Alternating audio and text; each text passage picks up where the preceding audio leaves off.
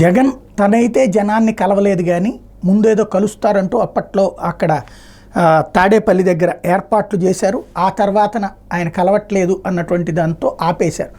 అయితే ప్రతి జిల్లాలో కూడా ఎక్కడికక్కడ కలెక్టర్లు ప్రతి వారం మీటింగ్ పెట్టాలా, అక్కడ వచ్చినటువంటి వాళ్ళది వింతపత్రాలు తీసుకోవాలంటూ అవన్నిటిని అప్లోడ్ చేయాలి, అలాగే సమాధానాలకి సంబంధించి ఉండాలంటూ స్పందన అనేటటువంటి ఒక పోర్టల్ని తీసుకొచ్చారు.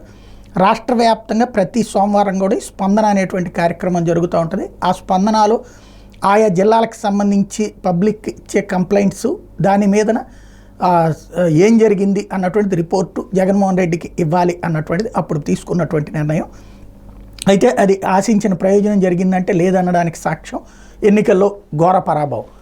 అయితే ఆ స్పందన అనేటటువంటి దాన్ని, అంటే ప్రజల నుండి వినతులు తీసుకునేటటువంటి విధానాన్ని చంద్రబాబు గారు కూడా కొనసాగించాలని నిర్ణయించారు. ఆ పోర్టల్కి పేరు మార్చారు, తాజాగా ఆదేశాలు జారీ చేశారు. స్పందన పోర్టల్ని ఇకపైన మీకోసం పోర్టల్గా పేరు మార్చారు. అదే సందర్భంలో ప్రజల దగ్గర నుంచి వింతపత్రాలు వీటిని తీసుకునే విషయంలో ఎలాంటి రిస్ట్రిక్షన్ పెట్టలేదు.